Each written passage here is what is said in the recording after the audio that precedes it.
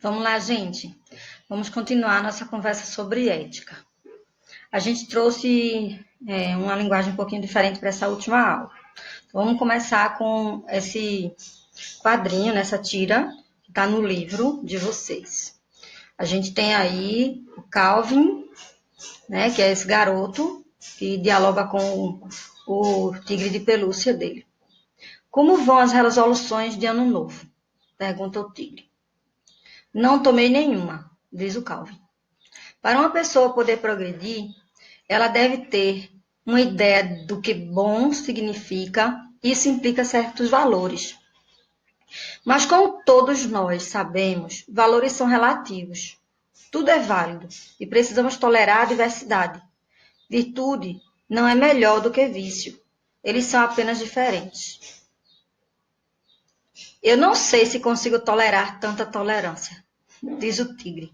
E Calvin conclui: eu me recuso a ser vítima de padrões de comportamento virtuoso.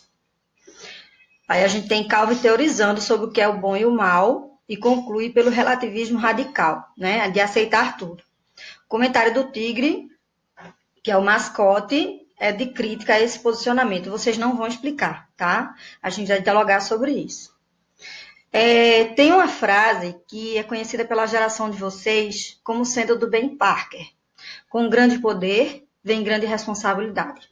O Ben Parker é o tio do Peter Parker, né, que é o personagem Spider-Man, né? E aí a gente vai fazer uma discussão sobre esse uso dessa frase. Uma pessoa famosa que fez uso muito dessa frase foi o Winston Churchill, principalmente no período da Segunda Guerra Mundial. Ele era o primeiro-ministro britânico na época e faz uso dessa expressão para justificar algumas posturas dele diante da guerra. Essa frase é anterior a ele, não tem um autor conhecido distinto, específico. Mas ela nos traz muito a refletir, né? Se a pessoa tem muito poder, ela tem responsabilidade de acordo com aquele poder? Se o Calvin, ele resolve, decide pelo relativismo radical e permitir tudo o que tem acontecido, e a gente está falando aqui de ética, ou seja, de algo que não é uma coisa de valor que eu tenho, você tem, é algo que a gente deve pensar no coletivo. Será que o pensamento de Calvin, de relativismo radical, ele é favorável ao coletivo? Para quem conhece a história do Peter Parker, sabe, né, que o Ben Parker ele vem com uma personagem moral extremamente forte, né, que tem muita influência sobre as atitudes do Homem-Aranha. Depois de ter esse diálogo, acontece a morte do Ben Parker, e é quando o Peter Parker decide fazer uso do poder, né, e vira que a gente chama de herói, né? Mas ele vira um justiceiro, né? Ele não é da polícia, ele não tem o direito a fazer uso da força, mas ele faz uso da força e ele escolhe uma postura, uma posição. Ele não é relativista. Ele decide o que é bem e o que é mal e ele fica do lado daquilo que ele acredita que é o bem. Por conta justamente dessa reflexão que o tio dele faz ele ter, né? Como é que você tem poderes e não faz uma reflexão da responsabilidade que esses poderes vão te trazer também. Aí a gente vai para outra reflexão. Aqui a gente tem a tirinha do Frank e do Ernest e a gente tem eles dois conversando. Você costuma ouvir a voz da sua consciência? E o outro responde, não. Meu senso moral tem um seletor de chamadas. Você é funcionário, imagine isso, você é funcionário do governo de um país e tem acesso a informações sigilosas importantes. E aí seu filho é sequestrado. E o sequestrador quer ter acesso ao material e informações que estão em seu poder. Você deixaria seu filho morrer e seria ético? Ou você salvaria seu filho e cometeria o crime? Porque passar as informações que são sigilosas importantes de você sendo parte do governo é cometer um crime, ok? E esse crime não é contra uma pessoa, é contra o coletivo. E aí você cometeria o crime e assumiria as consequências para salvar seu filho? Ou você seria ético e veria seu filho morrer ou alguma coisa acontecer de mal com ele?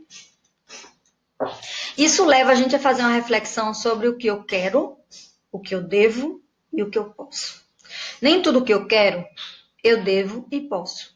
Nem tudo que eu devo, eu quero ou posso. Nem tudo que eu posso, eu quero ou devo.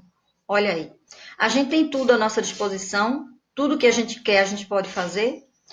Isso você pode fazer de reflexão. Por exemplo, vocês estão em casa, vocês têm acesso à internet, estamos teorizando, ok? Vocês têm acesso à internet, vocês têm acesso a um aparelho, vocês têm o tempo e a condição. E você decide não estudar. Quando você decide não estudar, você está assumindo as consequências disso. Ninguém é irrefletido. Não adianta dizer, mas eu não sabia. Você não sabia, mas a consequência vem. Você não quis pensar nela, mas era óbvia essa consequência. Uma curiosidade é que sempre que a gente está preparando material e dialogando entre os professores, a gente ouve do educando ou da família falando sobre notas. Enquanto que a gente, quando está preparando material, eu pelo menos, quando estou preparando material, eu me preocupo com a aprendizagem de vocês. O que é que o educando está deixando de estar estudando, deixando de aprender? Quantas escolas e faculdades particulares estão funcionando normalmente e o educando da minha escola, que é a escola pública, não está tendo essa possibilidade? Eu vou fazer o que eu posso para ele ter essa possibilidade. Pelo menos o que eu posso, eu estou fazendo. E você tem um bocado de coisa do que você pode, olha aí o poder, mas você resolveu que não quer ou que não deve. Percebe aí como a gente pode usar esses três verbos? Eu posso, mas eu não quero. Eu devo e posso, mas eu não quero.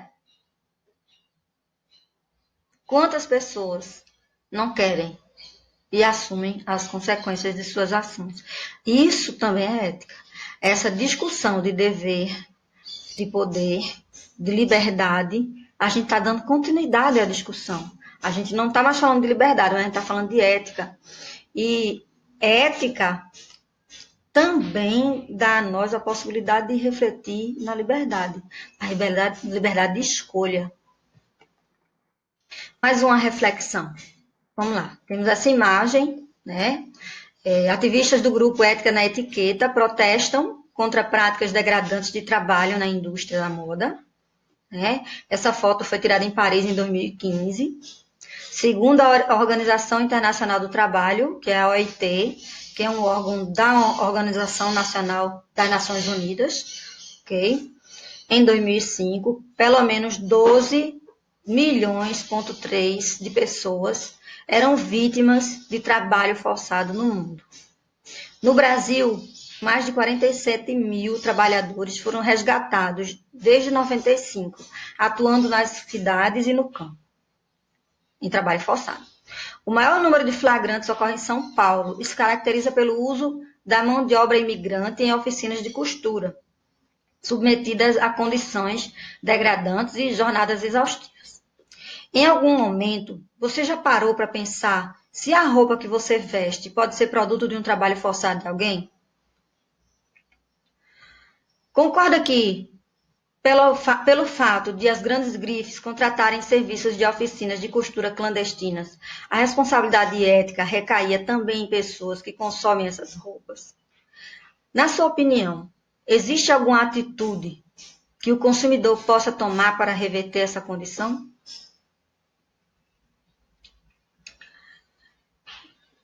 Comprar sem se refletir, sem se perceber, sem procurar saber, entraria na ideia do relativismo. Mas o absolutismo, ele seria o ideal também? Olha aí outra discussão. Eu só compro roupas agora se eu procurar saber o histórico do fabricante de roupa, calçado, tudo que eu consumo agora eu vou ser um consumidor consciente.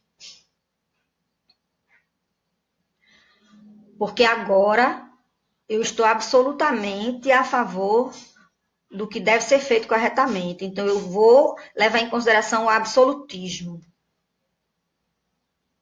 O Calvin discutiu o relativismo, aceitar tudo. Se eu compro sem perceber, sem procurar saber, eu não quero saber, eu estou assumindo o absolutismo que o Calvin colocou agora na tira dele. E se eu não consumo de jeito nenhum, nós temos aqui o exemplo nessa imagem do absolutismo. Né? Além de não consumir, eles ainda fazem movimentos, né, para chamar atenção, protestos para chamar atenção para outros consumidores. E aí vem a minha pergunta. O que orienta as suas ações? Você tem consciência daquilo que te orienta e guia? Você pode externar o que você pensa? Ou as consequências daquilo que você externou vão ser muito graves para você? E aí você prefere não externar. Olha aí, quando a gente externa tudo que a gente pensa, e ele é eticamente coerente, e valores coerentes, a moral é ilibada, as consequências são mínimas. Mas quando nós falamos o que queremos, mas não podemos e nem devemos, nós temos que arcar com as consequências de nossos atos. Nós temos aí essa discussão, né, sobre ética bastante forte. A gente propõe a leitura desse texto, tá? Está na página 173 do livro. Não é uma atividade ainda, tá?